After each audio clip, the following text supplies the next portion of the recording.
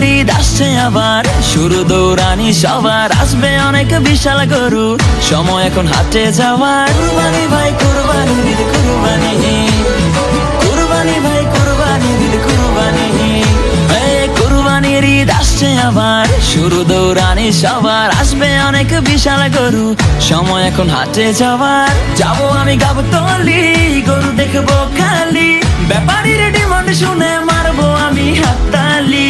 কেউ গরু কিনলে ভাই দৌড়ে সামনে যাই, আগে গিয়ে জিগাই এইটা কত নিচ্ছে ভাই।